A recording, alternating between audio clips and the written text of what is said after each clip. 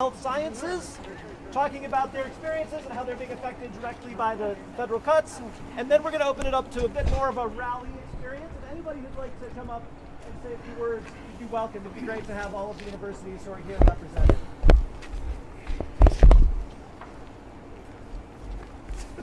I guess we're about ready. All right. Jeff.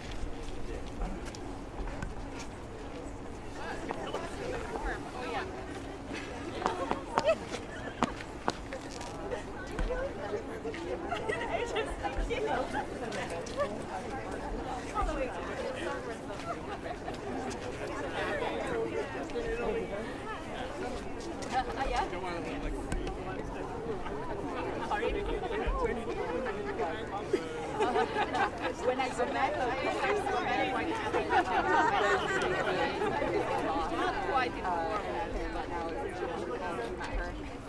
I know. Thank you. I love them. Are we ready? All right. Yes.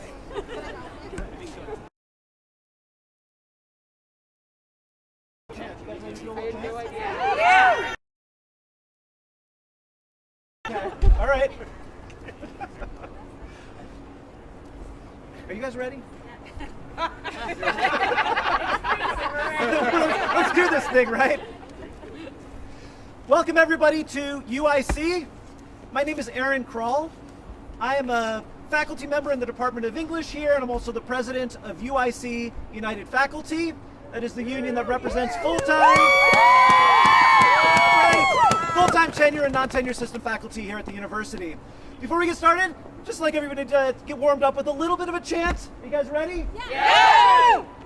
When higher ed is under attack, what do we do? Stand up, fight back. When healthcare is under attack, what do we do? Stand up, fight back. When research is under attack, what do we do? Stand up, fight back. When our jobs are under attack, what do we do? Stand up, fight back. When Donald Trump, Elon Musk, their minions and Doge teams are on the attack, what do we do? Stand up, fight back. We're here to stand up and fight back. We're standing up for our research, for our universities, and for our communities. But we're not here standing up alone. We're here today as part of a coalition called Labor for Higher Education, representing universities and faculty members all around the country. There are many national organizations involved in the coalition, including AAUP, AFT, CWA, the Debt Collective, HELU, NEA, OPEIU, UAW, and UE. And we're also standing up with our colleagues from around Chicagoland. We've got lots of people who are interested and are going to be participating as we go forward. I just want to shout out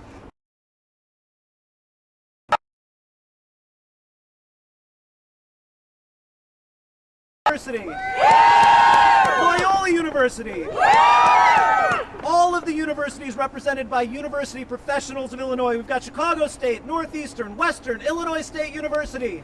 We've got the city colleges. We've got Dominican College. And we've got the Academy of Arts. And we've got lots more. It was great to see you guys all out here. We're going to look forward to working with you more in the future.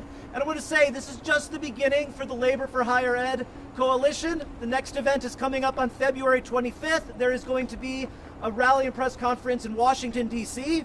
Love it if anybody can make it. And if not, there's going to be opportunities for online phone banking. So look forward to messages about those opportunities. We're going to start our event today hearing from some of the researchers from UIC whose work is going to be directly affected by the cuts that are being threatened by the federal government. UIC relies on over $500 million in federal funding to conduct life-saving research that directly improves our communities. And that's just this campus. Across the city of Chicago, billions of dollars are invested in this research. It is research that is essential. It is research that is nonpartisan. It is research that improves lives and improves communities. I'm going to turn it over.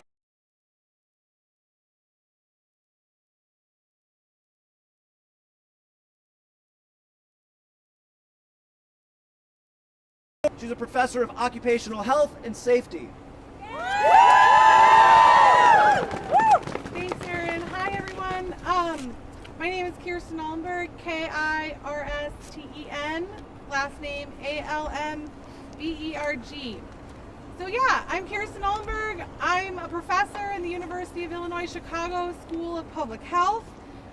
The School of Public Health is home to numerous research and training grants supported by a huge array of federal funding programs, including the NIH, CDC, Health Resources and Services Administration, and the National Science Foundation, just to name a few. These grants have made our institution a regional and national leader in public health research and practice. These activities include stopping the development and spread of disease, protecting people from environmental and occupational hazards, and effectively responding to public health emergencies. The proposed reductions in federal funding, grant programs, and indirect costs would decimate our School of Public Health and the university more broadly, but most importantly, these cuts would irreparably harm the public's health and well-being. Not only will faculty be able to train the next generation this indispensable work, every year our school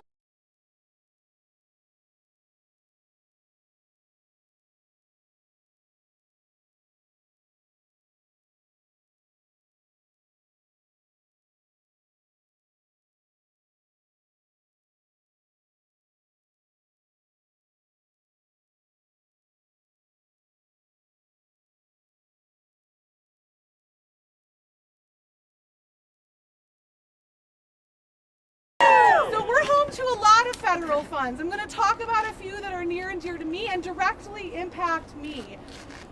So we house 4 grants. One supports a program that I lead, the Center for Healthy Work. My colleague will speak a bit more about it. But we identify and evaluate interventions to protect the most vulnerable workers in our state, those who are often in low wage and contingent jobs. Other of my colleagues here represent a center aimed at promoting the health and well-being of migrant farm workers who are vital to our state and nation's economy. My other colleagues lead a center aimed at reducing occupational injuries and illnesses through novel health surveillance systems. And potentially most importantly for higher ed, one of our centers is responsible, and the only in the state, for training the next generation of occupational health and safety professionals. I'm also part of a team funded by the Health Resources and Services Administration to provide clinical and benefits counseling services to coal miners across the country through the Black Lung Clinics program and Black Lung Data and Resource Center. In our last project year alone, we helped coal miners seeking evaluation for their occupational lung disease. If just these programs I've mentioned alone lose funding, 28 faculty members, myself included, and 18 staff members face imminent loss of livelihood, many through just flat-out job loss. But worse, these programs support an average of 50 grad students a year through tuition waivers, assistantships, that make grad school accessible to so many for whom otherwise it would be about these proposed federal cuts. Losing any single one of these programs would be devastating for this school and for the communities who depend on the work that we do. We have to stand up, fight back. These proposed cuts must not be allowed to happen. With that, I'm going to pass it off to my colleague, Rocio Bautista from the School of Public Health.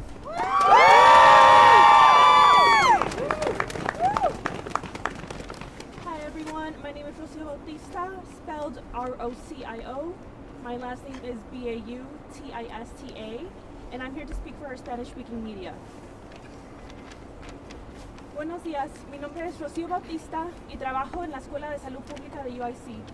Soy una especialista en investigación en el Centro para el Trabajo Saludable, un centro de excelencia para la salud integral del trabajador, financiado por el Instituto Nacional para la Seguridad y Salud Ocupacional, conocida por sus siglas en inglés como NIOSH, que forma parte del Centro para el Control y la Prevención de Enfermedades, la CDC. Nuestro centro fue establecido en el 2016 para promover la salud y el bienestar de los trabajadores. Nuestra misión es eliminar las barreras que afectan la salud de los trabajadores con bajos salarios en una fuerza laboral que es cada día más precaria. Nuestros proyectos de investigación buscan entender cómo la calidad de vida de los trabajadores afecta la salud de las comunidades. También, junto a nuestros colaboradores locales, identificamos soluciones comunitarias para promover la salud de los trabajadores e involucrar a los empleadores como actores clave en la creación de un futuro laboral equitativo y saludable. Todo este trabajo se desaparecería si recortan nuestros fondos federales. Nuestros programas, financiados por NIASH, como la salud integral del trabajador, se crearon intencionalmente para investigar y recomendar medidas de prevención y para los accidentes en los lugares de trabajo, para mantener seguros a los trabajadores. Nuestra investigación informa las políticas favorables para los trabajadores, desde la prevención de resbalones, tropiezos y caídas, hasta la limitación de la exposición a sustancias químicas. La investigación sobre salud y seguridad ocupacional salva vidas. Además de promover la salud y seguridad de los trabajadores vulnerables, los recortes de fondos federales devastarían nuestro propio centro.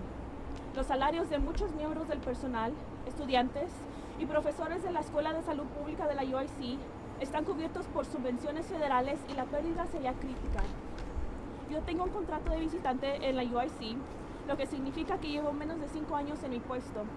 Estos contratos no son elegibles para derechos de notificación anticipada a la no renovación.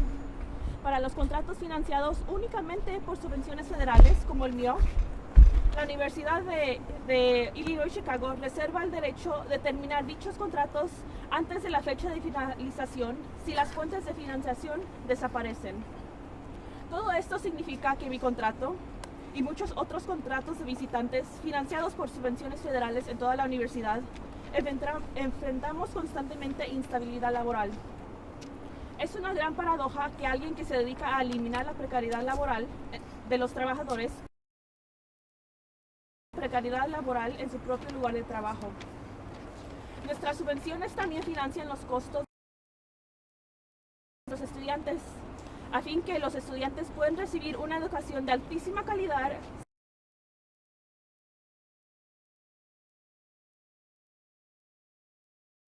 constituyen una parte fundamental de nuestro centro, sino y ya que perdería no solo su trabajo, sino también sus becas de colegiatura. Nuestros fondos de subvenciones federales son fundamentales. Los intentos de reducir el financiamiento proporcionado a las universidades desmantelarán décadas de trabajo, desintegrarán nuestra infraestructura de salud pública y afectarán la salud y seguridad de los trabajadores con bajos salarios. And up next, I'm going to invite my colleague, Professor Jenny Hebert-Byrne from the Community Health Sciences Division at the UIC School of Public Health. Good morning, everyone. My name's Jenny Hebert-Byrne, Jenny, J-E-N-I, Hebert, H-E-B-E-R-T hyphen B-E-I-R-N-E. As Rocio said, I'm a community health scientist. My research is focused on building healthy communities. I've been doing community-based research and practice in Chicago neighborhoods for over 30 years.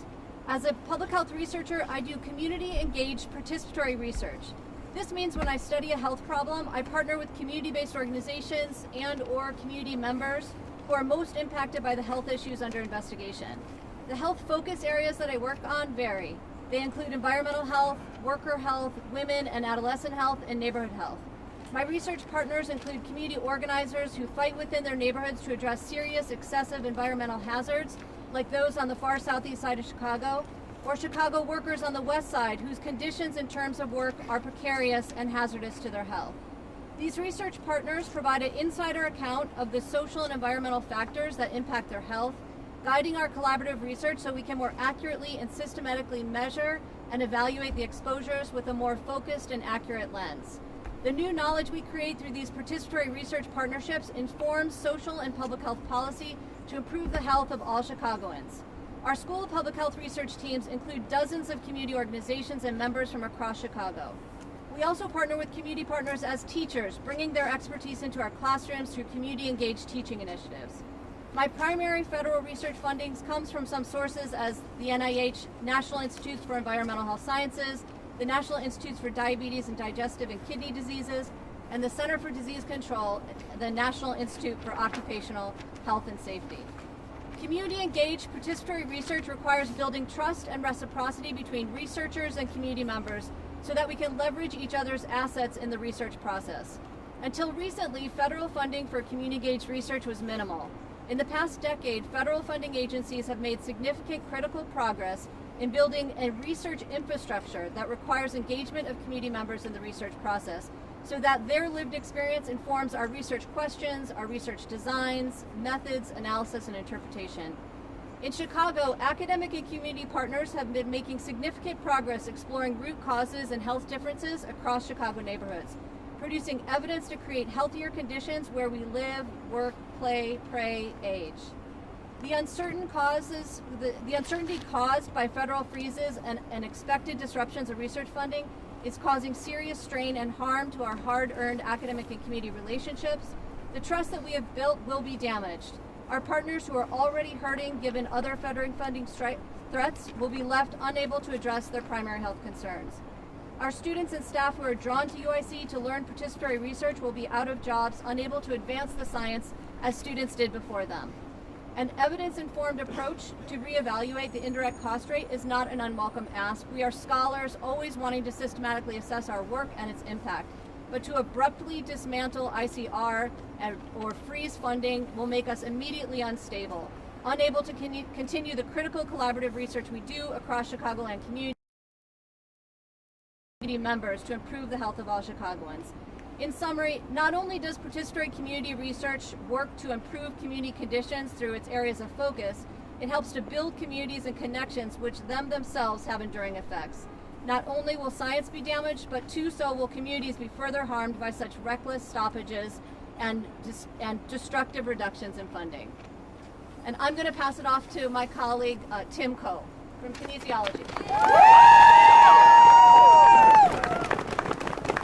Hello, my name is Tim Coe, Timothy, I guess, Timothy, Coe, K-O-H, and I want to thank you all for being here to help us in our fight against the destruction to our research institutions that are occurring across the country, and particularly here in Chicago. My research focuses on trying to come up with ways to improve healing in people with diabetes. There's millions of people across the country who suffer from diabetes, and 25% of these people are going to incur or develop a chronic wound that does not heal. This leads to amputations of toes, feet, and legs, and most people don't know that the death rate associated with these kinds of wounds rivals those of the worst cancers. I currently have a grant that's being under consideration at NIH. I'm going to tell a very personal story, but I think this is happening across the country to tens of thousands of investigators. It went through the first round of review, peer review, back in the fall. It got a score that is considered to be fundable. The committee meeting that decides on funding was supposed to happen on February 6th. It was canceled with really no reason given and no kind of estimate of when it might, the meeting might happen. My current grant will run out on February 28th. If this isn't funded, the renewal isn't funded, we'll end up with very difficult decisions to make. I have a fantastic graduate student who's been working on the project. I don't think I'll be able to support him anymore. I've got a postdoc working in the lab. Again, fantastic people that we're trying to train. I don't know how I'm going to support her. This is happening in many thousands of labs across the country. It's going to be devastating for their careers.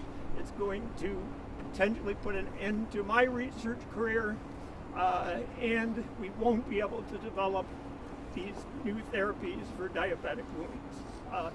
So it's the worst situation that I've encountered in my 25-year career here, and I hope you'll join us in fighting against the things that are happening in Washington. Thank you. And next up, my colleague Barbara Eugenio from Computer Science. Thank you.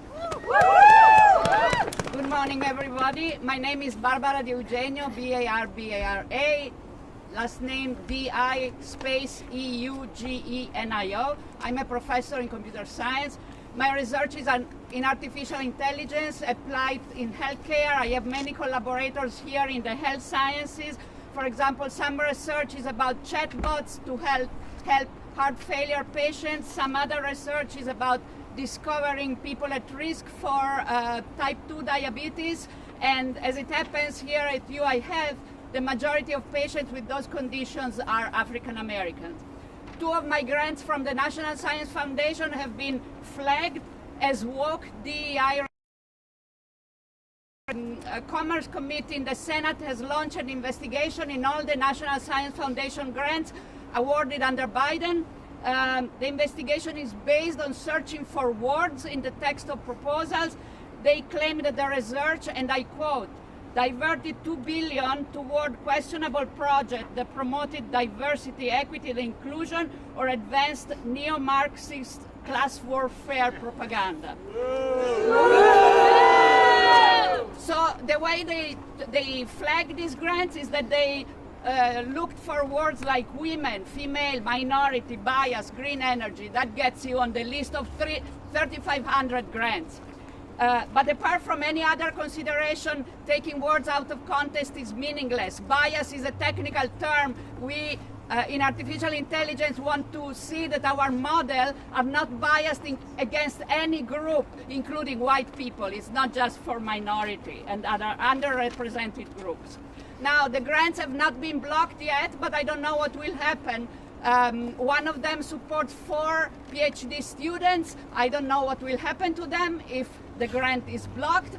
I don't know what will happen to all of us and to research in general at UIC and in the country if these cuts go ahead. And with this, I'll pass the mic to Margaret Wardle, Professor of Psychology. Hi everyone, my name is Margaret Wardle, M-A-R-G-A-R-E-T, W-A-R-D as in dog, L-E. I'm an associate professor in psychology, and I am the head of our clinical psychology PhD program here at UIC. And I'm actually here to talk to you about the impact on clinical training for us. So this week, every single graduating clinical psychologist, so everyone who would be graduating with a doctoral degree in clinical psychology this year, is waiting to find out where they will match for internship. Internship is a year-long supervised clinical training that is the final required step to graduating with your clinical psychology PhD and eventually to becoming licensed. So this is our entire supply nationwide of all clinical psychologists who would normally be becoming licensed in the next few years. This year, we don't know how many internship positions will be available. That is in part because some internship positions are inside the federal government and are being affected by hiring freezes. Many other internship positions are located in academic medical centers and are either directly or indirectly federally funded. In a typical year, we already do not have enough positions for students. If a significant number of internship positions are pulled out of the match this year, even just because of uncertainty about funding, it doesn't matter if that funding is restored later. There will be enormous ripple effects as those folks defer and then are competing.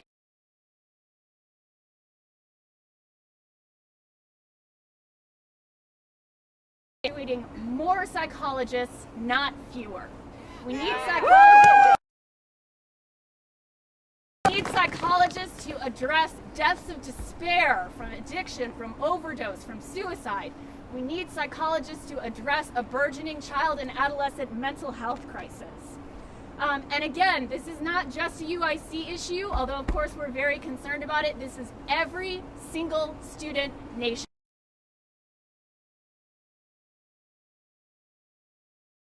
It's heartbreaking for them. Many of them have put 4 to 5 years already into this degree to hit this hurdle in the final mile.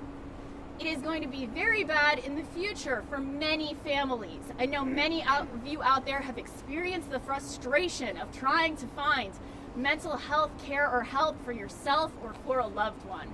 Going forward, if this continues, that is going to be an experience that many more families will have that could result in watching a loved one struggle or perhaps even die because they are not able to access help in time.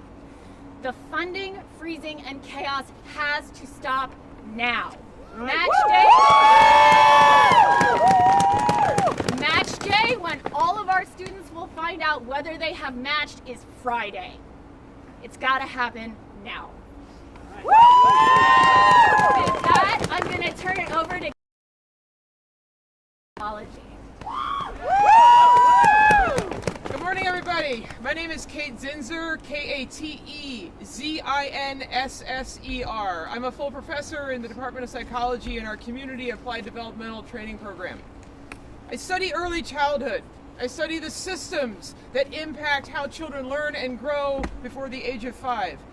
I study how we can support teachers in the classroom and how we can train new teachers in cutting-edge, evidence-based practices to ensure that all children are growing up and thriving academically, socially, and emotionally. You've heard that the Department of Education is next on Elon Musk's chopping block. Last week, it was announced that $800 million in research contracts administered by the Institute of Education Sciences were eliminated. I've been incredibly lucky to have been nearly continuously funded by the Department of Education since 2016. With a grant from IES, my team developed free, open source measurement and training resources around supporting young children's emotional development that have been used by hundreds of researchers, teachers, and school administrators across the country and around the world. Working on these projects provided critical hands-on training opportunities for dozens of UIC students, many of whom have gone on to become classroom teachers and mental health providers to fill our workforce gaps in high-need Chicago communities. The Department of Education's Teacher Quality Partnership Grant, which I was a co-PI on with colleagues in the College of Education, provided 5 years of funding for the UIC College of Education's Alternative Licensure Program, which helped nearly 200 childcare providers earn their professional licenses, become leaders in their communities, and move into higher paying jobs with better benefits and stay in the field and stay in their communities working with young children. The loss of DOE funding for research and programming at institutions like UIC is enormous and will set our scholarship and our training programs back for years, if not decades to come. But the gutting of IES also marks a fundamental shift away from publicly funded and independent education research towards privatized, for-profit knowledge. As the DOE goes dark, so do decades of publicly available data and research gathered by IES-funded scholars and academic researchers like us. These resources, including the What Works Clearinghouse, help school districts avoid ineffective, costly, or predatory programming and curricula.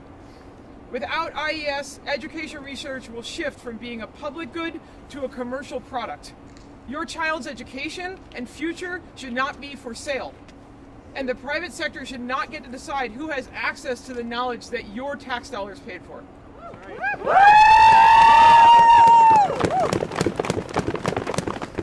I'd like to thank my colleagues for sharing some information about their vital work. As you can hear, these are very serious matters. If you believe what you hear on the national news, President Trump and Elon Musk are running wild through the federal government, playing games with AI and spreadsheets, but this is deadly serious. These are life and death matters. We have researchers on this campus right now and across the city who are working to save people's lives. Guys, what are we going to do? When higher ed is under attack, what are we going to do? Stand up, fight back! When our research is under attack, what are we going to do? Stand up, fight back! When our jobs are under attack, what are we going to do? Stand up, fight back! We're going to fight back. We're going to fight back in the courts. We're going to fight back on our campuses. We're going to fight back in the streets. And we're going to keep fighting back. We are going to save our universities. We're going to save our jobs. We're going to save the research that we're doing. And we're going to save the health of our communities. At this point, I'd like to invite some representatives from other campuses around the city to come up and say a few words. please come up and take the mic. This is an effort that's across the city and across the country. We're all standing up together, and we're going to win this fight. Thank you. My name is William Sites, S-I-T-E-S. I'm a faculty member at the Crown Family School of Social Work at the University of Chicago. It's good to be here with my colleagues. I'm also a member of the executive committee of AAUP U Chicago, which is here to strongly support our colleagues throughout the Chicago area. I have only one simple point to make. I'm from the University of Chicago. Often that name conjures up an image of an ivory tower where there's a lot of researchers doing a lot of work that has absolutely nothing to do with the real world. That couldn't be farther from the truth. At our university, we have people in the humanities, in the social sciences, in the biological sciences, in the medical center, and in the social work school, who are all doing research that's vital to the well-being of communities throughout Chicago and throughout the United States.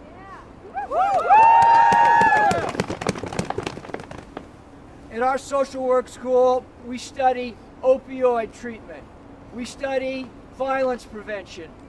We study food insecurity. We study mental health. We study immigration-related trauma.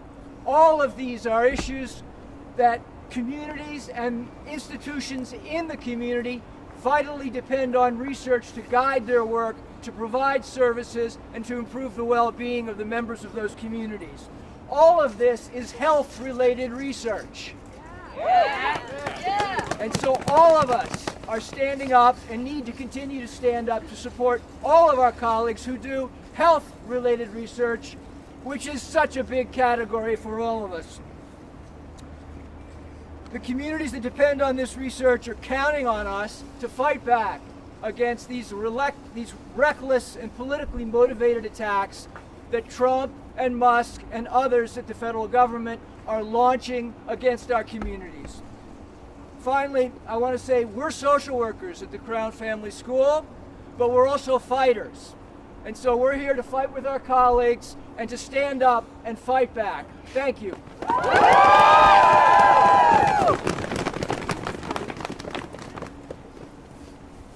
Hi, I'm Carl Rosen, C-A-R-L-R-O-S-E-N. I'm the General President of the United Electrical Radio and Machine Workers of America, and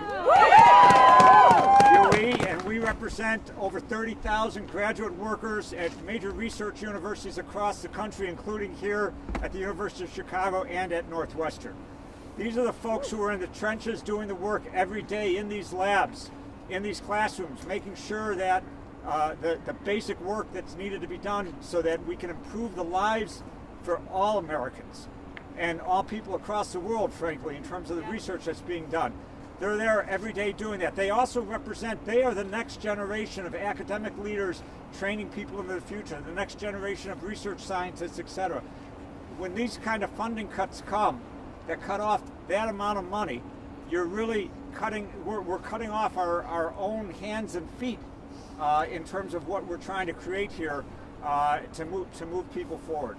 So, and what's especially shocking about these moves by Trump and Musk, the American people did not vote for this. They did not vote to cut basic research on their health care and everything else that they need in order to give tax breaks to a few very wealthy individuals. But that's the agenda that's being worked in Washington. So we are going to fight back.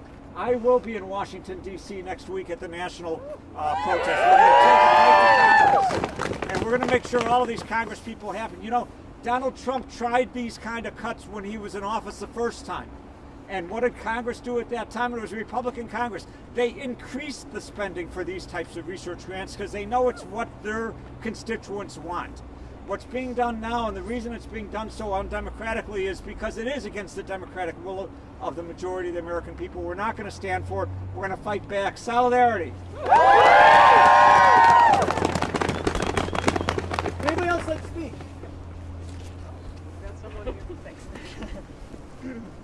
Hi, my name is Marcy Dinius, M-A-R-C-Y-D-I-N-I-U-S. I am a professor of English at DePaul University and a member of our AAUP chapter. These cuts to science and to education research not only threaten to halt all research in those areas, but threaten the very stability of many of our colleges and universities. This is a four-alarm fire, and it is not an exaggeration to call this an attempted scholasticide. The future of many of our colleges and universities in the United States is at grave risk if federal funds are withdrawn. Many of us will not survive. Students will graduate from shuttered colleges and universities with worthless degrees and be unemployable. This damages the entire future of the United States and the world. We are a leader in education in the world. We are at grave risk of losing this. I am glad to be here with my colleagues standing up to fight back, and please know that we are doing our absolute best to make sure that all students continue to have access to world-class educations regardless of their means, regardless of their abilities, and regardless of this fascist assault against education in the United States. Thank you. Hey! Anybody else? Hi everybody, my name is Ariel Halle, A-R-I-E-L-H-A-L-L-E, and I use they, them pronouns. I am a graduate student at Northwestern University in infectious diseases. I study HIV. Specifically, I study HIV cure, which is something that we don't have right now for the nearly 40 million people who are living with HIV. But our research, which is largely funded by the National Institutes of Allergy and Infectious Disease, NIAID, funds research on all sorts of infectious diseases, including future pandemic potential viruses and bacteria. Many of you may have heard about the fact that with climate change, bugs like ticks and mosquitoes, which carry diseases, which are endemic in subtropical areas, have been able to spread further north. So we're now looking at diseases like Lyme disease and dengue, which never used to affect the northern hemisphere as much as they do now, becoming even more of a problem. All of this type of research that funds future pandemic potential virus research is potentially on the chopping block, with NIAID funding being up in the air right now. My lab doesn't know whether we're going to be able to continue our research in the near future because of, since RFK's confirmation, NIAID being under threat. So this is just ridiculous. We can't have millions of people dying because we refuse to fund the research that's going to solve these future infectious diseases. This just has to stop.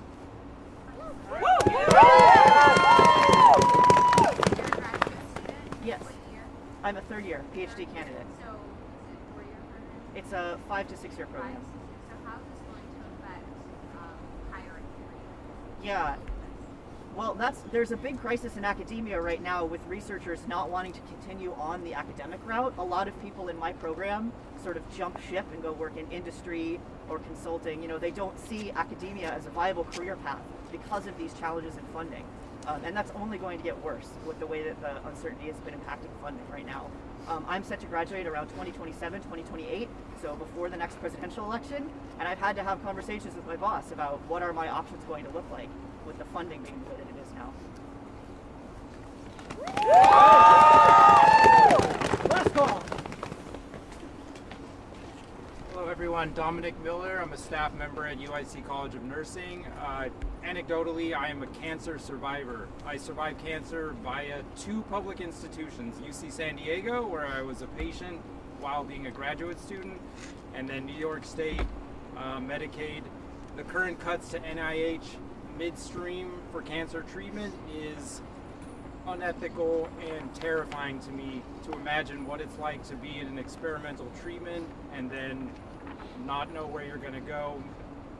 It is not acceptable, and that's all I got to say. Thank you.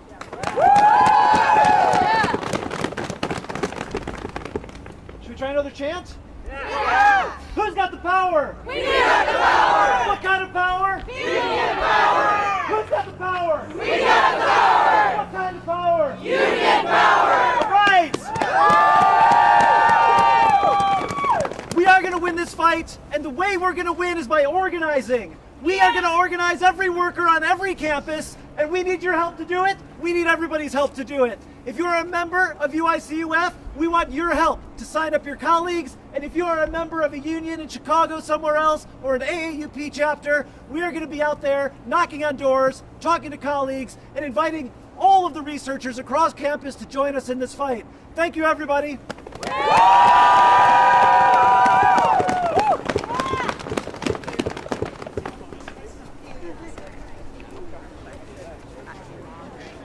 So any of the speakers could be available for one-on-ones if you have follow-up questions. Yeah, for sure. Yeah.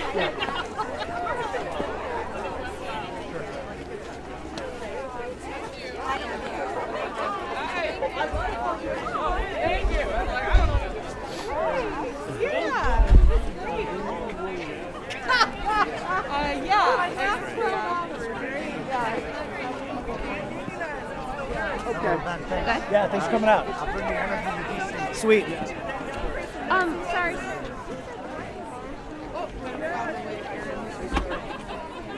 So on the 25th is going to be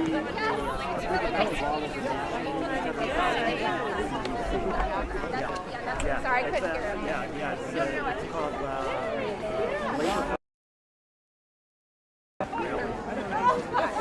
Okay, sorry about that. My name is Aaron Kroll. That's Aaronkrall.